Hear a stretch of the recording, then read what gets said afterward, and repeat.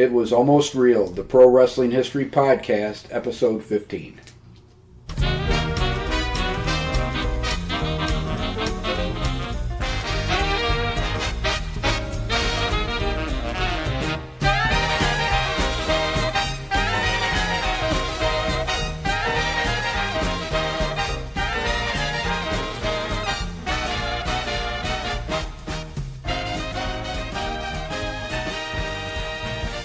Welcome to It Was Almost Real, the Pro Wrestling History Podcast, dedicated to the history of professional wrestling from 1870 to 1920, although every once in a while we'll range up into the 1930s, including on today's episode.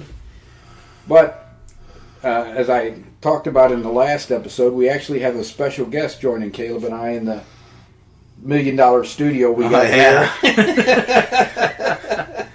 Butler just gave us our wine. Yeah, I've never seen such lavish conditions in the studio before. I'm very impressed. What's red?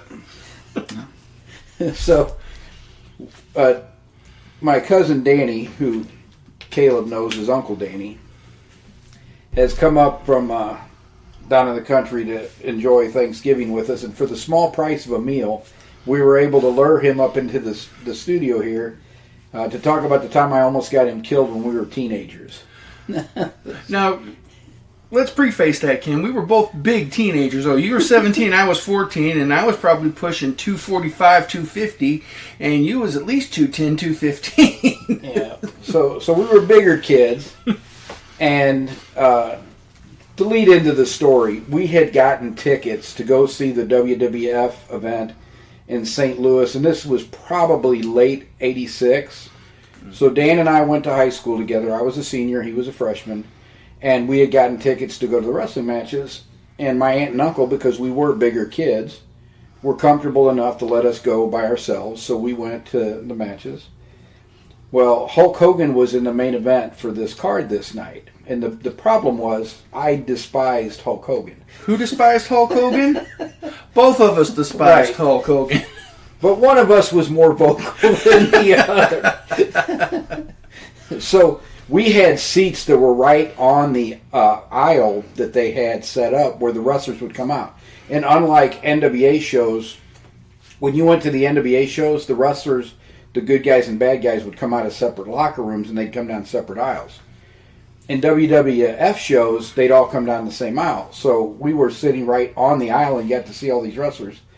And one of the things that we were struck by is no matter how big they looked on television, they looked even bigger when you saw them for the first time in real life. I remember telling you back then, Don Morocco had the biggest set of shoulders I had ever seen on a human being. Exactly. And 30 plus years later, and I've been in gyms all around the United States, and I've been training all that time, I still haven't seen a human being with wider shoulders than Don Morocco. He was very impressive when we actually saw him. But to get to the story of me almost getting Dan killed, I used to call Hulk Hogan Bulk Bogus. Mm-hmm. Clever. I was an NWA fan, so right. We prided ourselves on NWA fans. We got to see great wrestling matches. Yeah. The wrestling matches with Jim Crockett Promotions and World Class before that, great wrestling matches. Yeah. And I saw, which was one of the things I wanted to ask you, I saw the last 3 years of Sam Muchnick's promotion before Sam Muchnick retired on New Year's Day, 1982. Did you ever see any of Sam Muchnick, or was that before your time? No, I did actually. My late brother, Mike, your cousin too. Yeah. We would go to the WWE productions and shows because that's what he favored. But like you, I was more of an NWA fan. We'd go down to Checker Dome and we'd see one of the most vivid memories of NWA show was King Kong Bruiser Brody versus Ric Flair in a steel cage, 2 out of 3 falls. Yeah. I mean, that's going way back when you're doing it is. But Brody was a huge star in St. Louis, as was Flair. So those were big matches. Yes. And so growing up on Sam Muchnick's promotion, being more of an NWA fan, I disliked Hogan because I didn't think he was a great wrestler. I thought he was all hype. He was a big muscle guy. And now in hindsight, when I go back and look, he really wasn't as bad as, He wasn't a great wrestler. He's not Savage. He's not Flair. Right. He's not any of those guys. But in comparison to some of the people today that don't know their left from their right foot, he had some, like the match with Ultimate Warrior was one of the best matches Ultimate Warrior ever had, and that wasn't on Warrior, that was on Hogan. Right? Yeah, he was. Yeah. And it was funny that you say that about Hogan. He never won the championship belt when he was in AWA. Right. Because Vern Gagne, Lou Thez, they didn't want to put the title on a muscle man. They wanted to put it on a real wrestler, if you will. That's why Nick Bockwinkel was your champion for so long up there. Right. Yep, and that's why he lost Hogan. Yeah. And it's why eventually he lost his promotion. But so, to get back to this, I despised Hogan, and we're right on the aisle. So I had the opportunity, as he walked by, to go, "You suck, Bulk Bogus," at the top of my lungs. When nobody else was cheering. You could have heard a pin drop when Ken decides he's going to voice his displeasure with Hogan. I was just giving him the finger. Silent but effective. Exactly. And so today, Caleb, very few people take this seriously. Everybody knows it's a work. They do shoot interviews and everything. But this is 1986. Kayfabe is still alive. Many of the people that go to wrestling matches, most of the people that go to wrestling matches, think at least part of what they're seeing in front of them is real. Yeah. So now I've just told their biggest hero exactly what I think of him as he's coming down the aisle. So to say we were getting some dirty looks would be an understatement. Well, didn't you get a soda cup thrown at you? No, they didn't. They threatened it, but they didn't actually follow through with it. Well, sodas being about $6 a cup back then, I wouldn't throw it either. But. Yeah, no, it was threatened, but they didn't actually follow through on it. But I'm yelling at the top of my lungs because it's quiet, and I think he can hear me. He's not acting like he can hear me. And I'm hearing Danny on the side of me, "Shut up. Oh, Look around. Shut up," because the looks we were getting. I had him by the scruff of his neck. "Sit down! Sit down! Sit the hell down!" And I was really into what I was doing at the time, so I wasn't paying as much attention to him as I probably should have been. Because he's trying to save my life. I will say, had I probably been about 4 years older, so if I'd have been in my early 20s and Dan would have been about 18, we probably would have had to fight our way. Oh, there would have been a fight, yeah. I think the thing that saved us is we were obviously kids, and Danny in particular, he was big, but he had a baby face, and I think that they saw we were kids, so they didn't like it. And as Dan said, one or two threatened to throw a cup at me, but they didn't. And then we went to lots of wrestling matches after that. So in 1989, Aunt Will and Uncle Lloyd moved back down to the country, and they lived in a town just a little bit south of Cape Girardeau. So he and I used to go to the matches in Cape Girardeau because when was it Southeast Missouri State built the Show Me Center? Or was it's the Southeast Missouri. Southeast Missouri State built the Show Me Center, and so then WWE started bringing carts there. In fact, they shot a big angle there. We weren't there for that one, but they shot the big angle between Jake the Snake Roberts and Rick Rude over Jake the Snake Roberts' wife in the Show Me Center in Cape Girardeau. But we went to several cards there besides the ones we had gone to in St. Louis.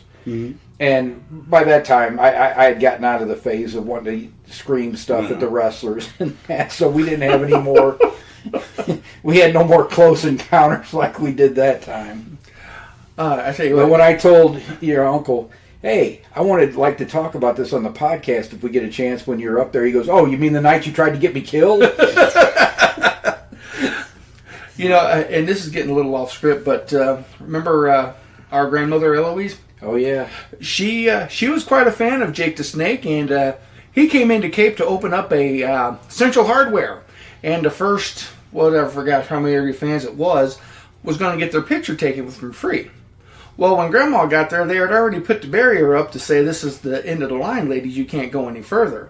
So my grandmother, who was never really one to take orders from anybody, she just stepped around the barrier and she got her picture taken with Jake. And we had that picture of her with Jake the Snake to this day. And she has the biggest smile on her face in a chokehold.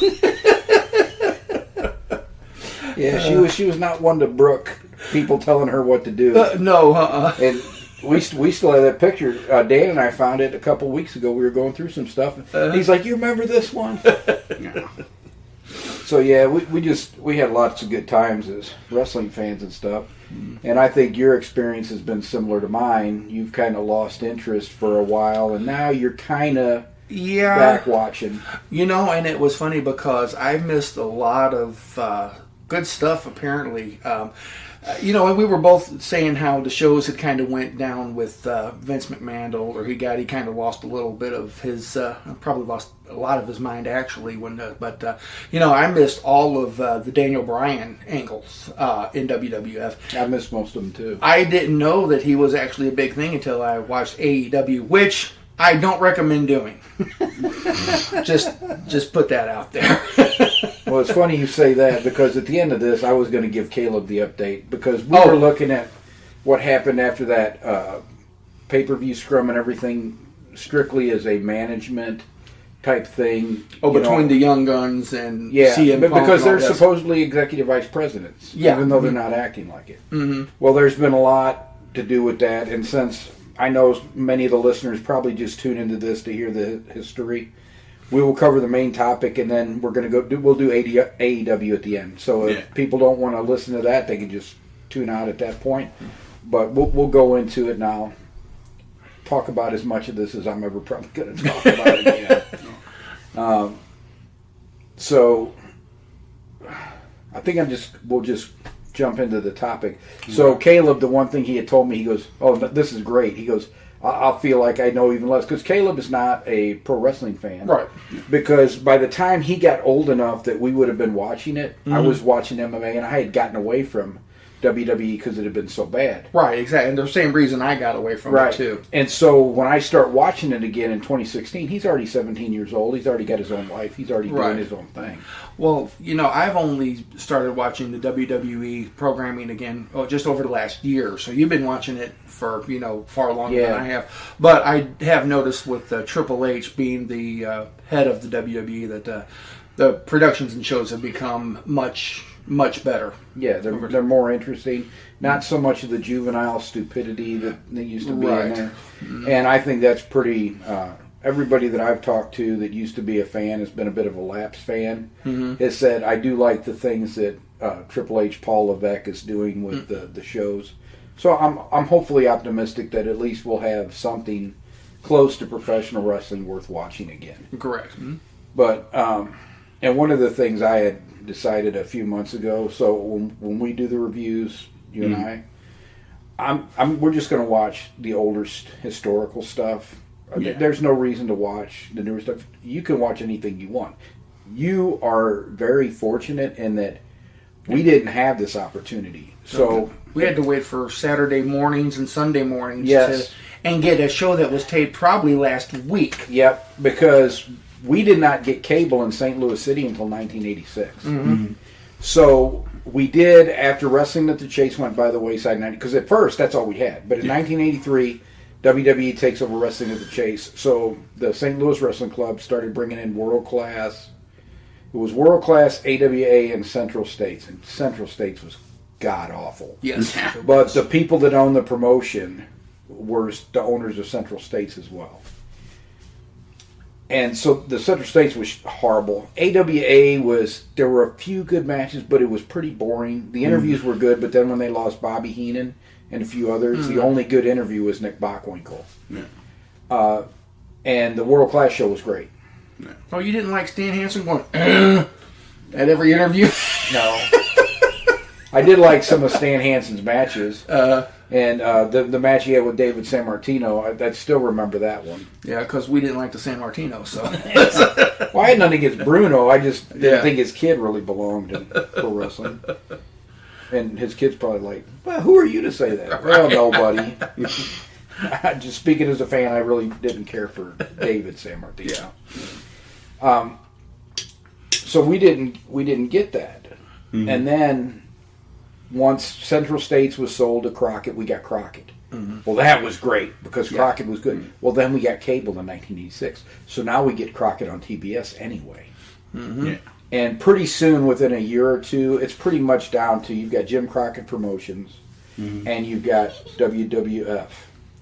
And then the worst thing that ever happens is Jim Crockett Promotions has to sell to Ted Turner. Mm-hmm. And at first we thought that was a great idea. Oh, somebody with the money to go up against Vince. But the creative was horrible. It never really ever regained what they had in the 80s. Mm-hmm.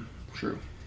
But you can watch anything you want. But I think for this podcast, because most of the people that listen for the history and everything, I think we're just going to stick with the older stuff. I'm not going to try to initiate you into the newer pro wrestling. You can watch whatever you want. Yeah. You've got Peacock. You can watch the premium live events. I mean, we watched the main event from Survivor Series this morning for the football game. Mm-hmm.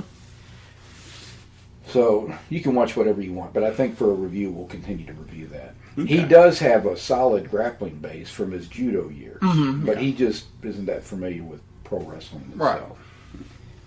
And speaking about not being that familiar with pro wrestling itself, a lot of people don't know the earlier history because it's pre-videos, and a lot of it hasn't been covered. But both Luthez and Marcus Griffin and the Fall Guys covered the last two legitimate contests that Ed Strangler Lewis ever wrestled.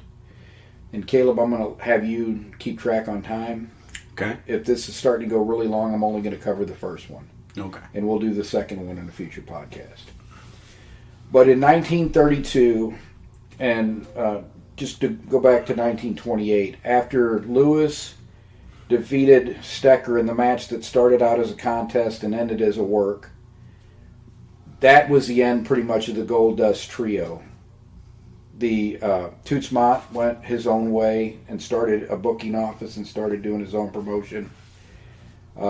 Billy Sandow stayed Ed Strangler Lewis's manager for another 3 years, but eventually Sandow and Lewis would have a falling out in 1931 over another legitimate contest with John the Nebraska Tiger Man Pesic.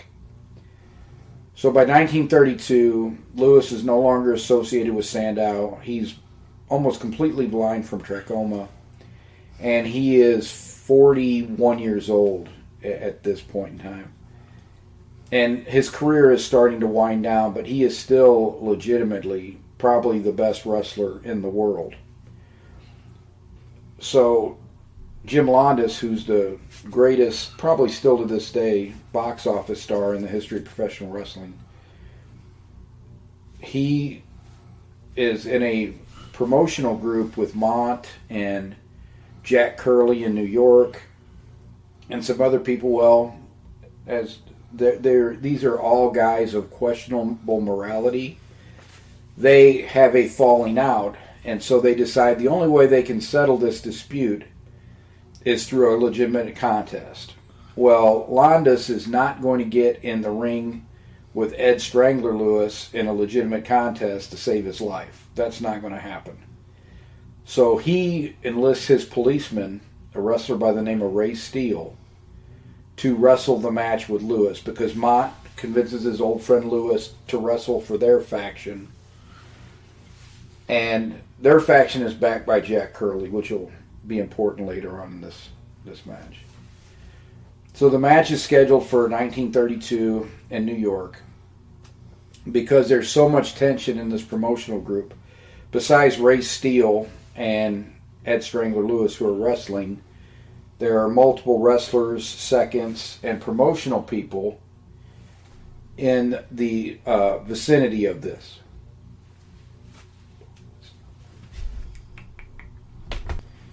And Lewis personally detested Jim Londos. I don't know particularly why, but he only ever referred to him by a term that could be considered a racial slur, so I won't use it. But it was and I don't believe he was prejudiced against Greeks because he never had any problems with Renato Gardini or George Tragos or any of the other great Greek wrestlers at the time. He just did not like Landis.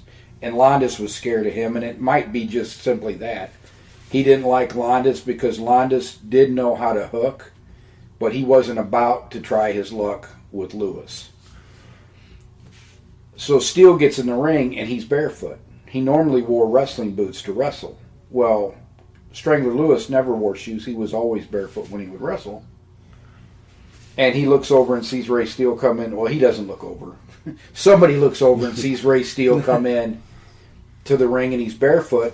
And they tell Ed Lewis, well, he had to be led to the center of the ring. I mean, he is almost completely blind, but he still is just so good that most people can't beat him. They bring him out to the middle of the ring for the instructions and everything. And Ed Lewis, who liked Ray Steele, says, Ray, that blankety blank has done you a bad turn. If you try to wrestle me barefoot, your feet are going to get all cut up. You're not used to being on this canvas mat like I am. Go put your shoes on. Yeah. And he said, no, I'm just going to wrestle this way. He said, I'm telling you, you don't want to do that. And Steele just insisted, nope, we're going to go through the match the way it is. And Lewis said, okay, I tried to help you, Ray. And so they go back to their corner. Well, like money, legitimate contest. What have I always said? This was long, boring, and inconclusive. Pretty much they were tied up, pushing each other around for about 30 minutes. But the pushing each other around is starting to cause Steele to suffer because he's barefoot and his feet aren't used to being on that canvas mat. Luthez, Ed Strangler Lewis, was his mentor. He told, Luthez said that if Ed Lewis let you feel the bottom of his foot, it was like the sole of a shoe. The skin on his foot was so rough from wrestling barefoot all the time. Ray Steele's feet weren't conditioned like that. So his feet are starting to get cut up, and they're starting to bleed. And the sweat and all the stuff on the mat is starting to get in there, and he's really in a lot of pain. And this goes on for a good 30 minutes.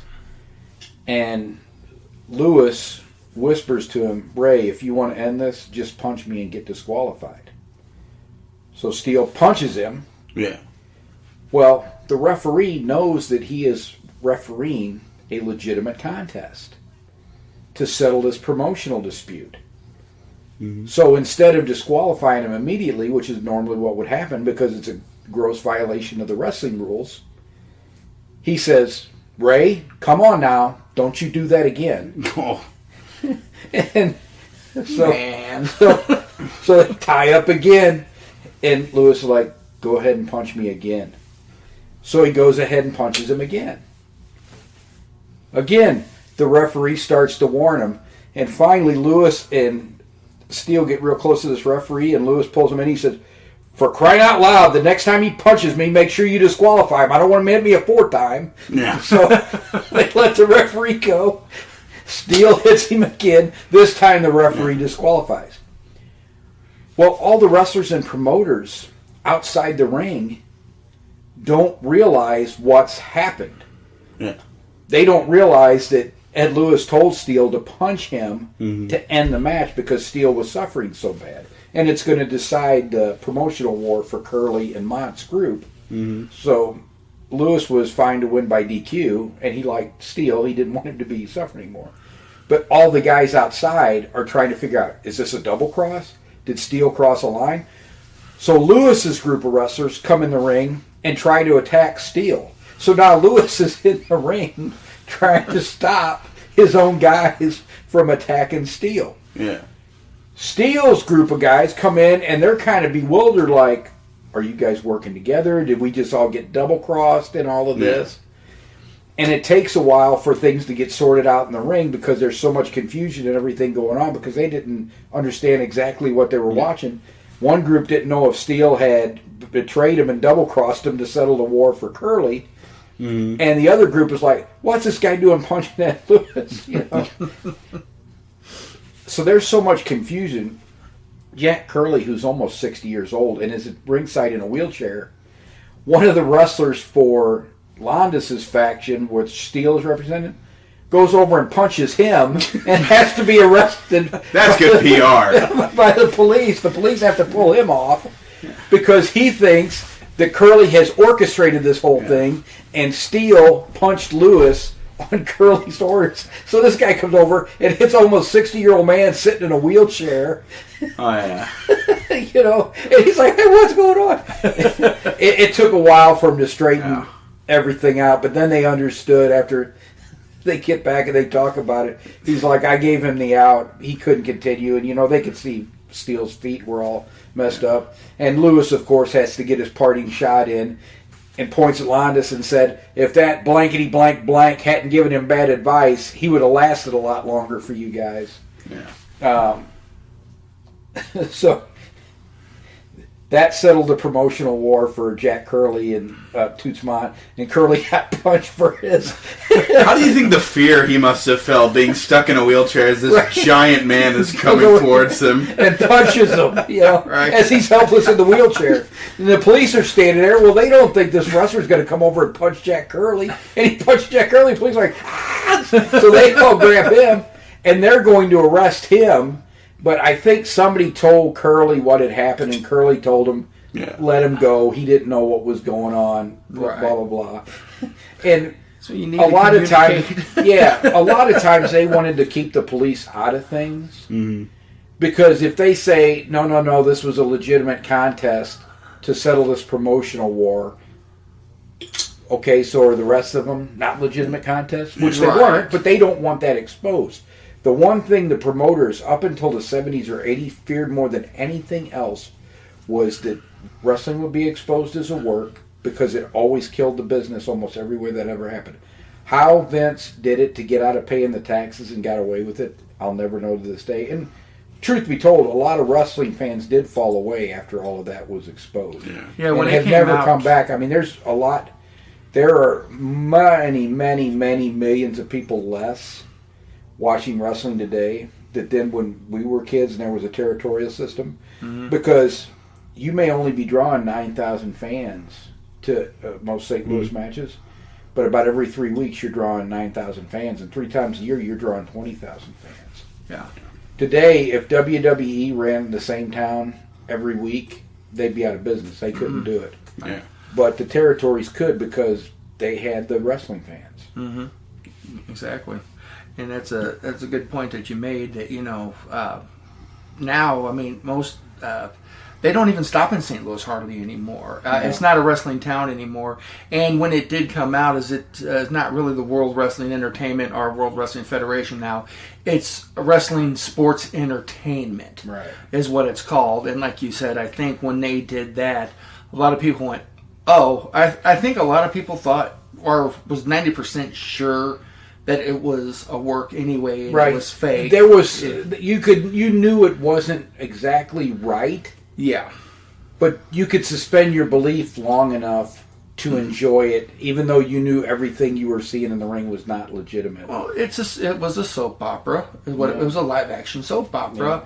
Yeah. And unfortunately, even in the world of sports entertainment, you do have real injuries to people and stuff like that.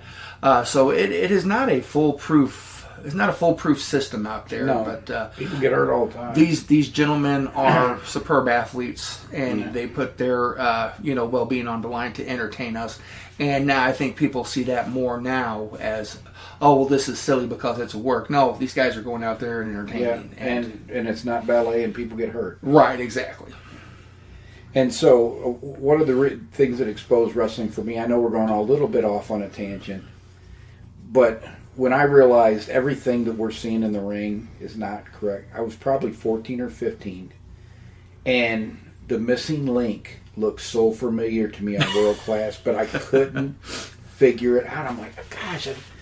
And if I show you the pictures, he does look so different from what he used to look like when he was wrestling in St. Louis. Mm-hmm. But I'm looking at this guy, and I'm like, I know I have seen him. And if I had seen him at Mid-South, he was in Mid-South several months before he came to World Class, and he hadn't done the green makeup and everything yet, I would have recognized him. But he had really got the persona down of the missing link with the green, and he had his hair was shaved, and he grabbed the one little spot back here and run head first into people and that. And I had videotaped it, and I slowed it down because they got a real good close-up of his face one time. And I slowed it down to the VHS, and I'm like, that's Dewey Robertson.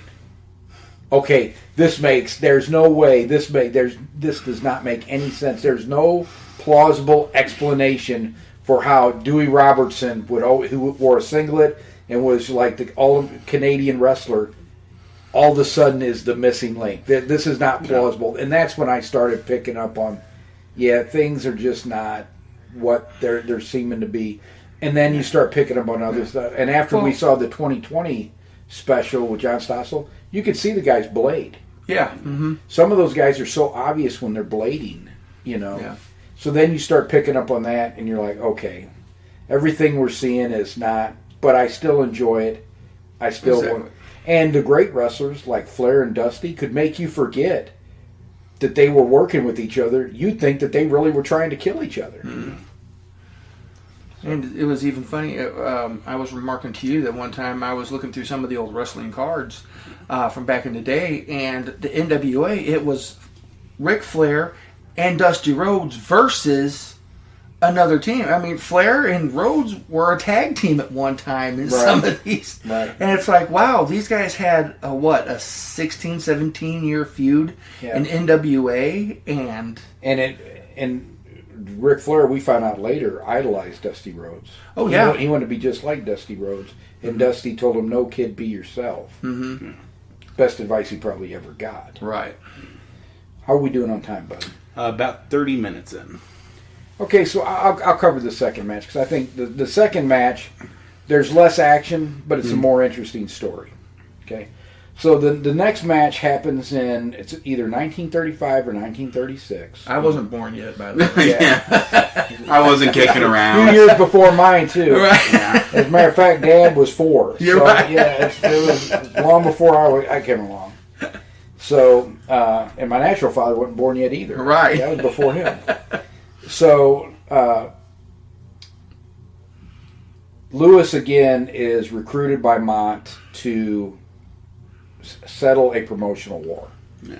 I don't think Landis was involved this time. I do think it was back in New York. In fact, I know it was in New York because Mont was not in Los Angeles until the 40s. So it had to be associated with New York or somewhere up in the Northeast. And these alliances, that's why you had so many double crosses in the 20s and the 30s, because these alliances between promoters were always shifting sand. Yeah. Somebody get mad at somebody thinks somebody ripped them off, somebody think they didn't get the right amount of money split or whatever, and these guys would break up and start fighting with each other again. So the 20s and 30s are rife with double crosses, and double crosses start to come to an end in the 40s because the war really interrupts the business for 4 or 5 years. And then after the war, Sam Muchnick and a group of other Midwestern promoters formed the National Wrestling Alliance. And when the promoters got together, and you had to be careful because it was probably technically a violation of antitrust, and they did run afoul of the federal government in the 50s and 60s with the antitrust legislation. But it did get rid of the double crosses for the most part and all of that. So this is going to be another promotional war settled by a legitimate contest. And he recruits Lewis again. Well, now Lewis is 44 now. He's 3 years older. His eyesight has not gotten any better. He still has to be able to run. And 2 to 3 weeks before the match, he injures his clavicle. I think I've told you since you were little, it only takes 8 pounds of pressure to break a clavicle. Yeah. And I can't remember if his clavicle was broken or just damaged, but it was a serious injury. I mean, most people I know that have that can't even raise their arm above their shoulder when that's going on. And he's going to go into a legitimate contest. He was wrestling a young kid by the name of Lee Wyckoff, and Wyckoff was a good shooter.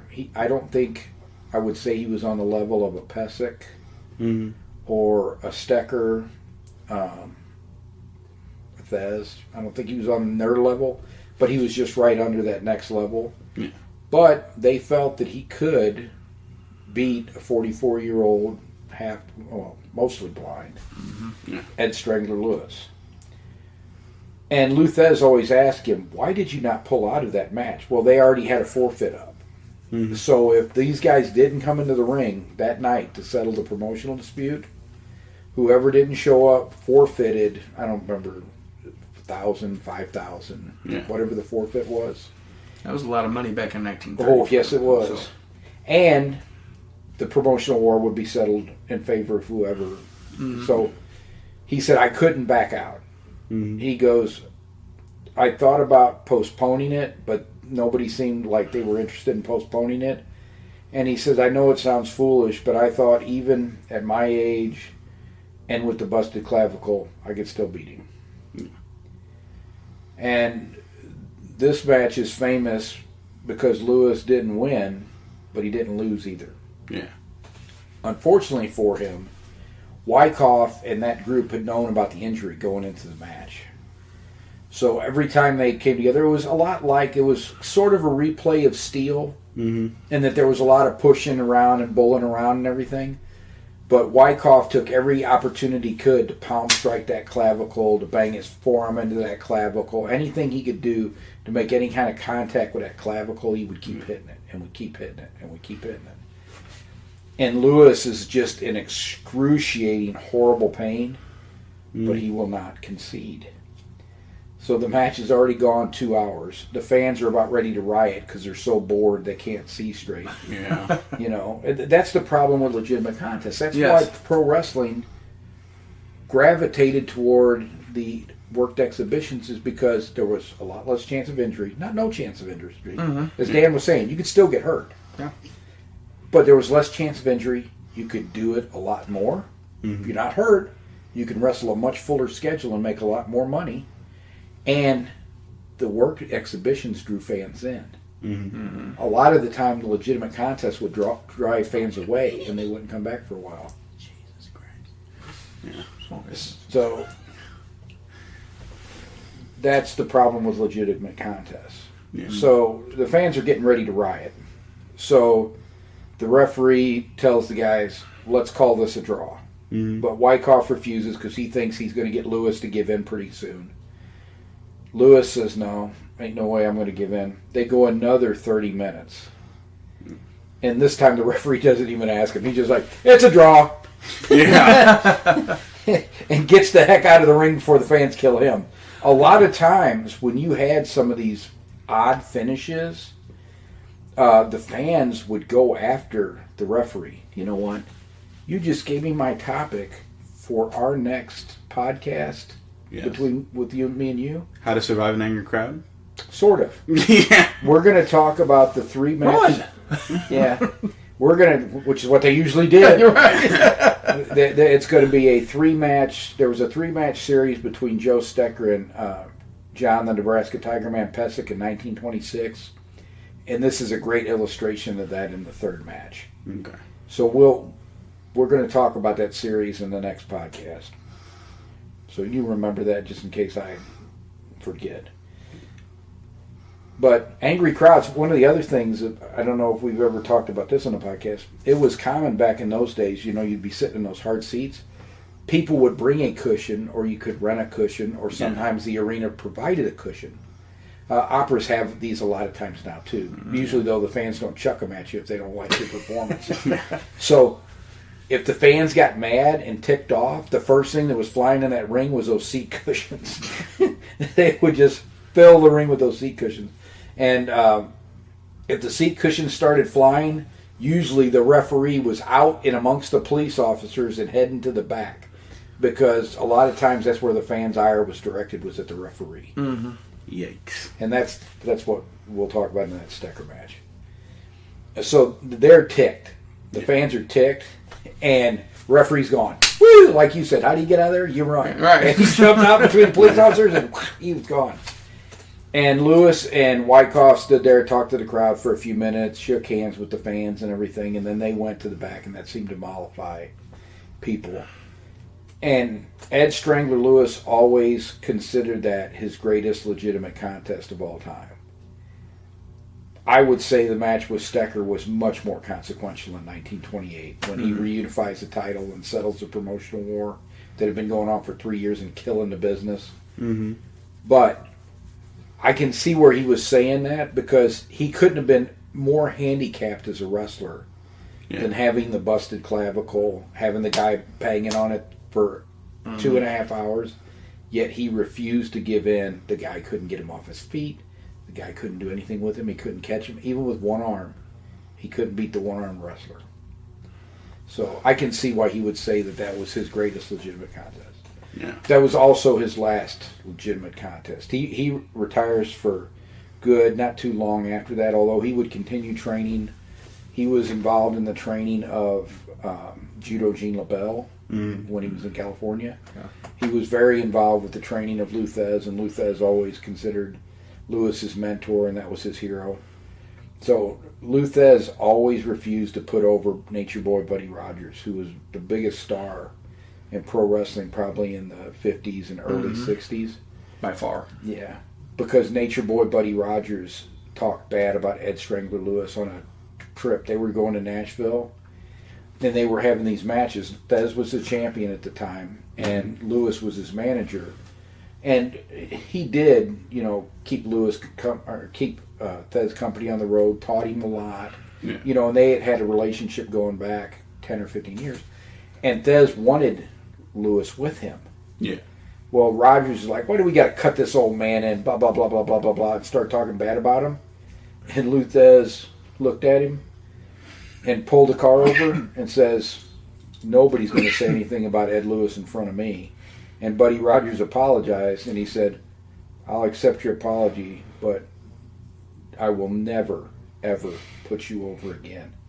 And I don't believe he ever did put Rogers over after that. Yeah. He put him over a couple times before that, but I think after that, that was it. He would never... And they wanted to put the world title on Buddy Rogers when Lou Thesz was getting ready to give it up in the late 50s.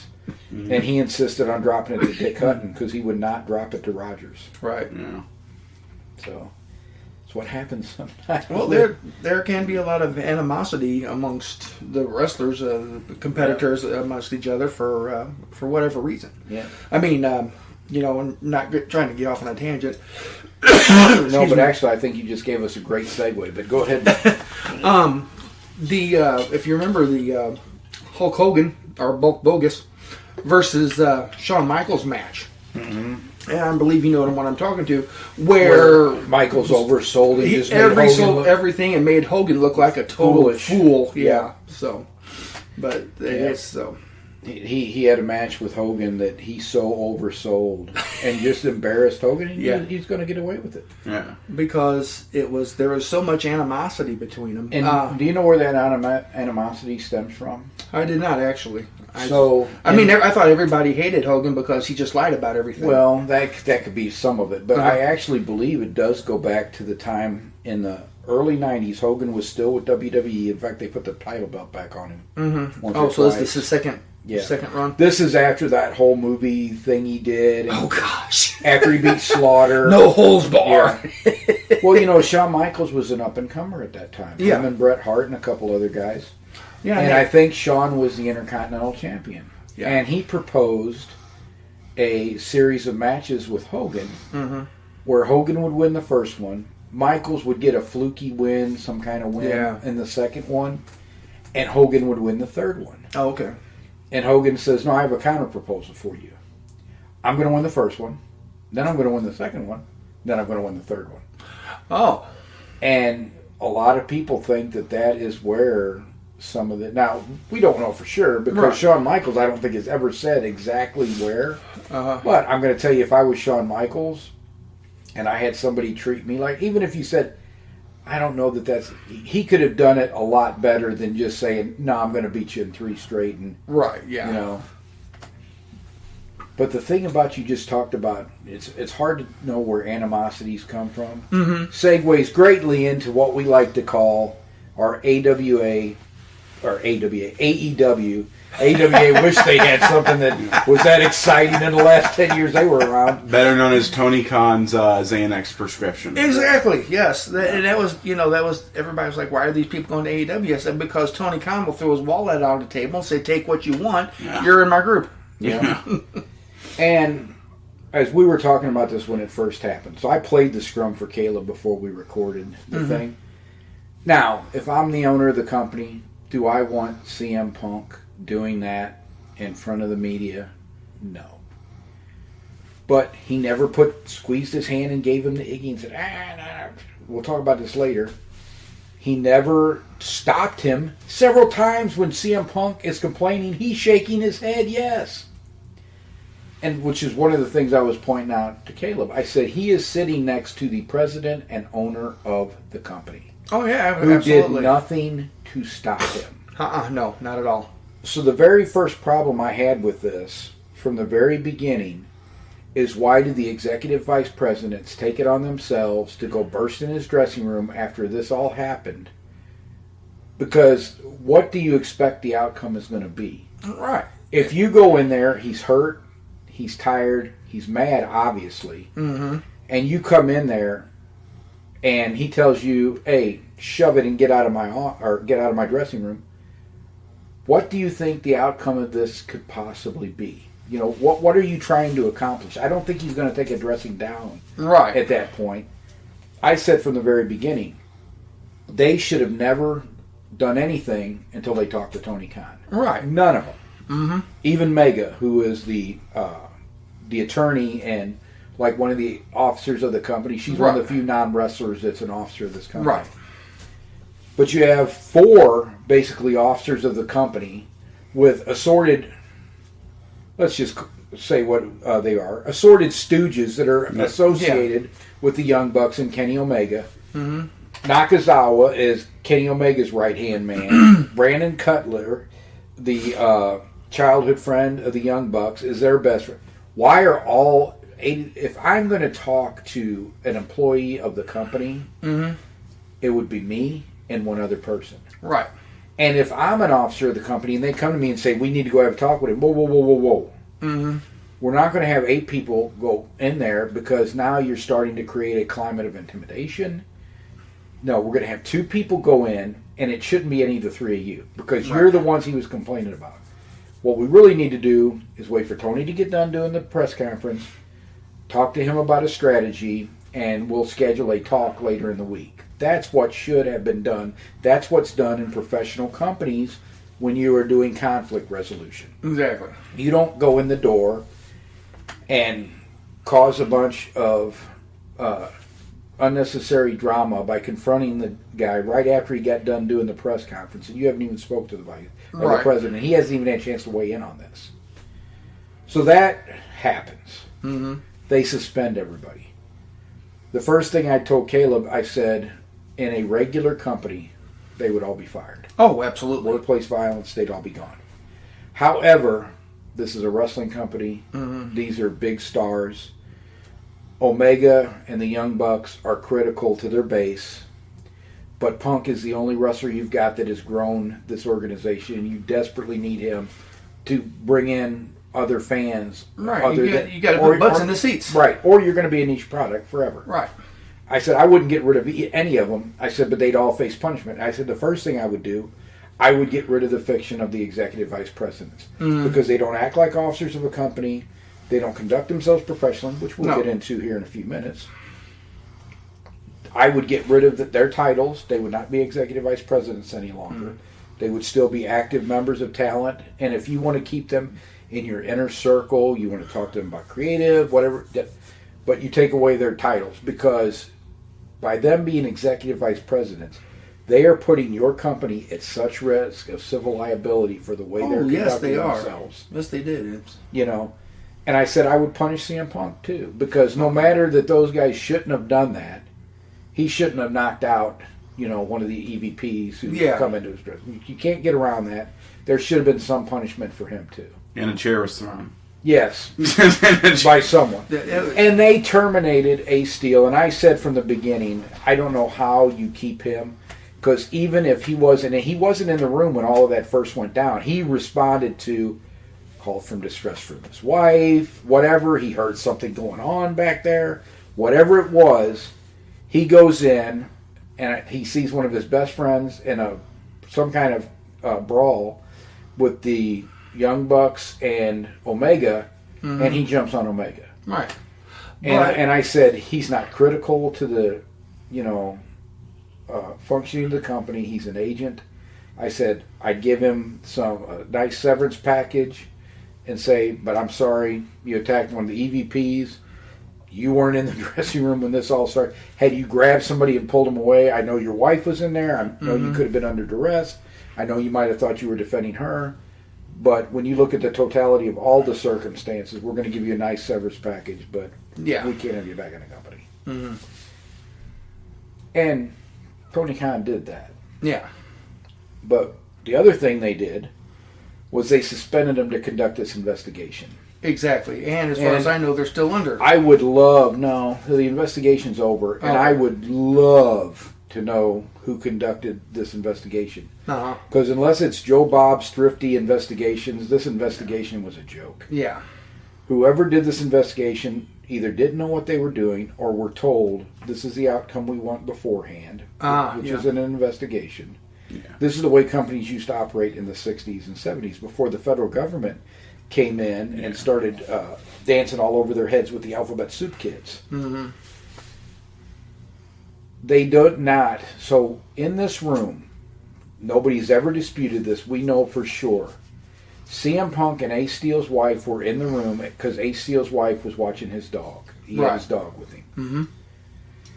In the door comes Kenny Omega, the Young Bucks, Nakazawa, Brandon Cutler. I'm doing the Jim Cornette now. Brandon Cutler. I'll apologize to you, Brandon Cutler. I should call you by your actual name. Mega, who's the actual one of the true vice presidents. And there was one other person. It could have been Christopher Daniels, because he is their EVP of Talent Relations. Mm-hmm. It could have been Christopher Daniel. Or Daniel and Steele might have came in afterwards. But no, it was a producer that came in. So I think it was Christopher Daniel. So we've got a cavalcade now of people coming into the... They didn't interview Ace Steele's wife because they said she wasn't really involved. Okay? She was in the dressing room. She was an eyewitness. Exactly. The first person you talk to in these things... Is an eyewitness not involved? Yes! Yeah. Now, she's obviously her husband's best friend with Punk. She may not be completely impartial, but she is an eyewitness that wasn't throwing punches. Yes. And she couldn't get up and get out of there because she had her leg was screwed up with that. So she had to sit in there and watch the whole thing. So she has seen the whole thing from beginning to end. Mm-hmm. Yeah. They didn't interview her. So already I know that this investigation is not thorough, it's not complete, and it is not conducted by investigative professionals. So I don't know who conducted the investigation because they're not letting that out. Was it another officer of the company who's never done this before? Right. Was it an officer of the company who has done this before and is just getting the result that they want to get?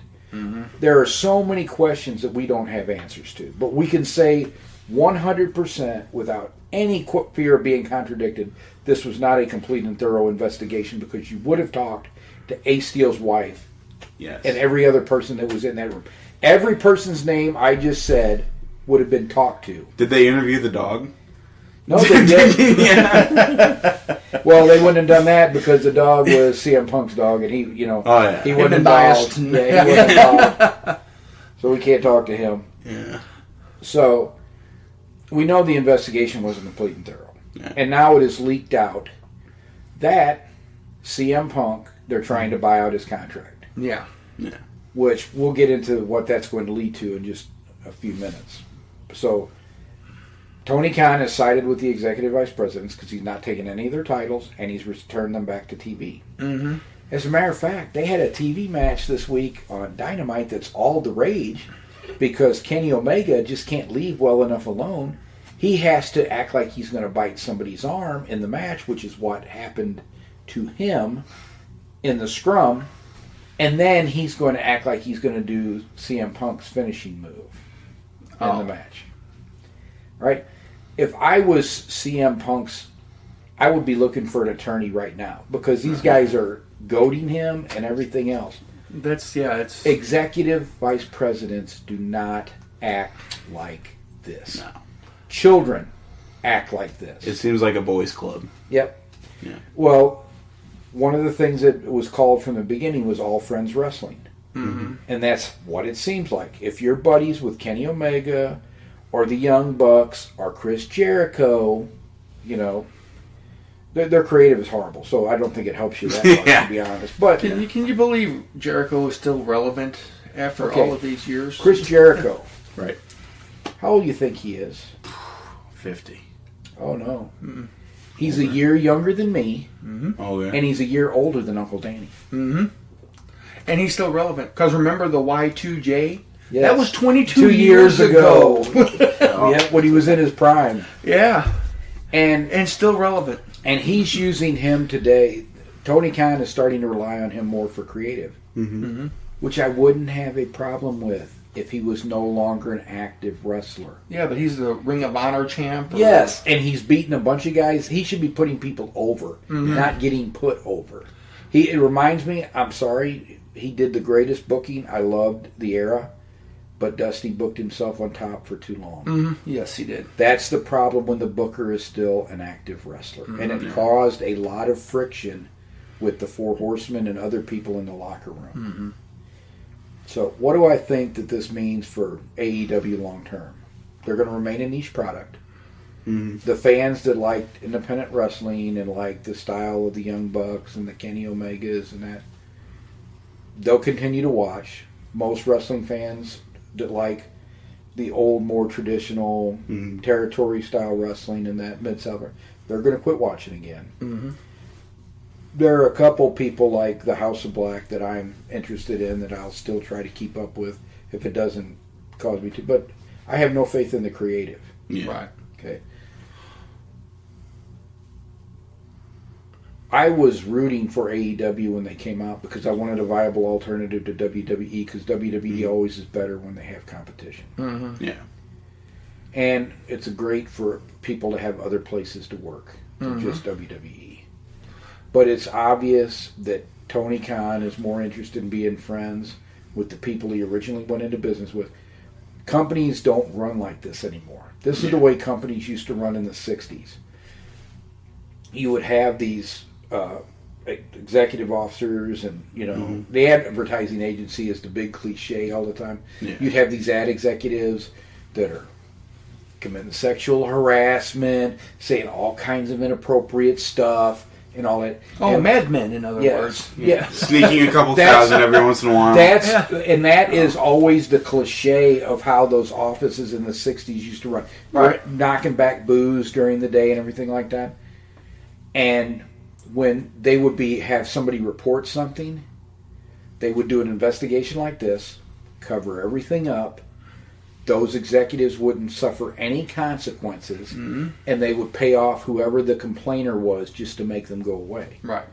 And that's why you have all the workplace laws that you have in place now.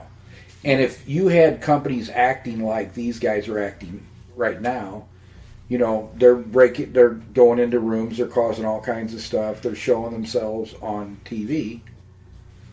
If the company didn't get rid of them, people would start fleeing that company in droves. Not just workers. I'm talking about people would quit buying from them, quit watching their stuff. You know, and that's why I think it's going to happen. So they're going to keep their base audience. They're going to keep that 700 to 800,000. So you think basically it's going to dry up like World Class Championship Wrestling did? They're just going to lose. They're just not. They're never going to be able to attract another talent like CM Punk, someone that can actually bring in other fans, because they've seen how CM Punk's been treated now, and they're not going to. Yeah. And the fans have seen this now, and there were fans that took both sides. They were pissed off. I from the beginning, from a management perspective, saw them wrong on both sides of it. Yeah.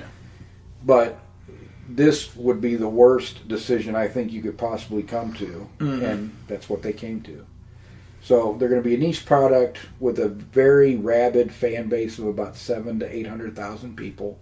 So they're going to be basically ECW. Yeah, or they're going to be a small territorial organization, have a devoted base of fans, and you're not going to get any bigger creativity out of them. They're going to still run Dr. Britt Baker against whoever and a lot of them will be green. There'll be people that aren't properly trained because you're getting from the same pool. You're not going to get anybody anymore that's coming out of that WWE system unless they were already friends with Omega or Adam Page or the Young Bucks, right? Or Adam Cole. Unless they were friends with them before, they're not signing there. Right, exactly.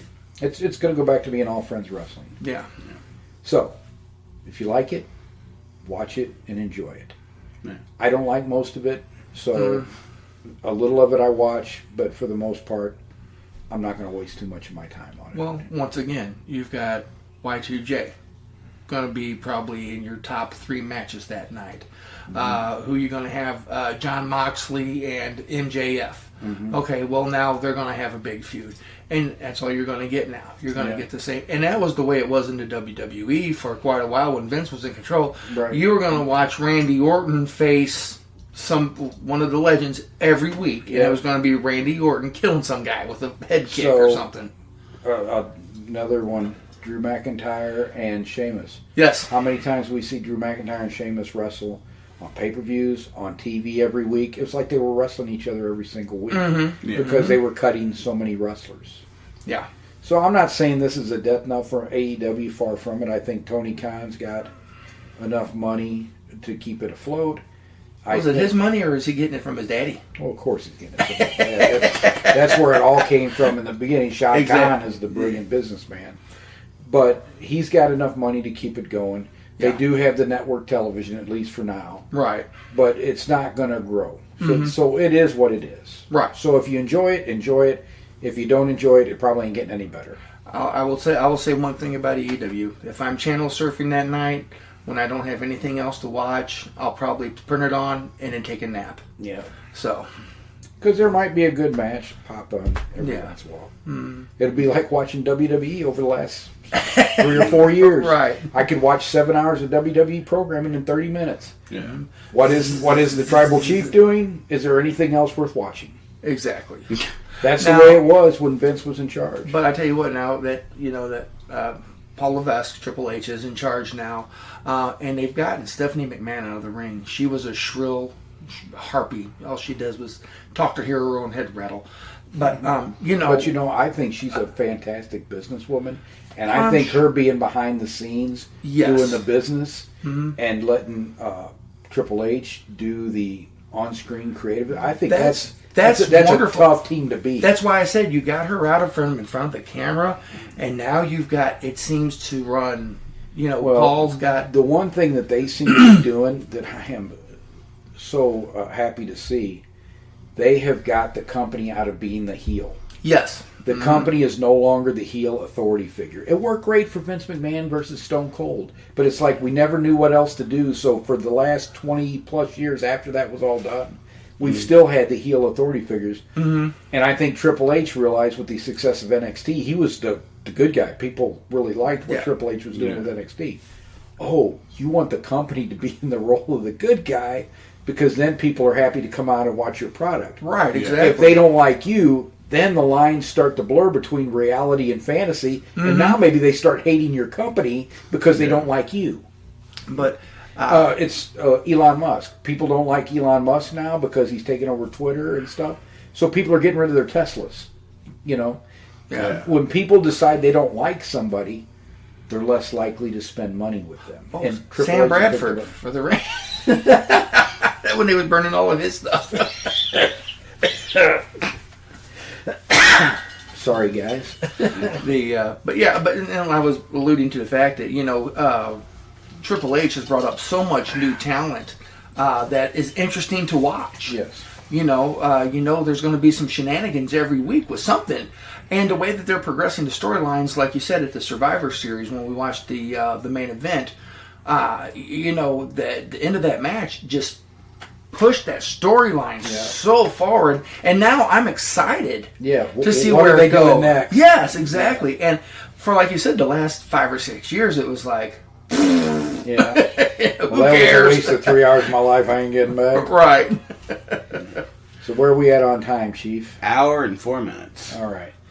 Well, I think we've probably talked everybody's ears off this week, and I hope you guys enjoyed us having our guest here. And Well, I hope I'm interesting enough that you'll have me back sometime. oh, sure, we'll have to grab you again if maybe we can bribe you with another meal around Christmas, and then we'll tell some more stories. We'll switch it up and give you ham. Okay, you know what? Ham jerky, I talked about it briefly, but I'd love to talk about how we turned your mom into a fan of Bobby Heenan. Oh, that would be great, yeah. she never really became a wrestling fan, but she became a big fan of Bobby Heenan, sitting there with us because we could watch. If Uncle Lloyd was working, we could watch wrestling on the TV in the living room. Yeah. And Aunt Willa would sit in there with us. She wouldn't really watch the wrestling, but you'd hear her laughing because of Bobby Heenan. Yeah. She'd be sitting there reading a book, and Bobby Heenan would say something, and she'd be like,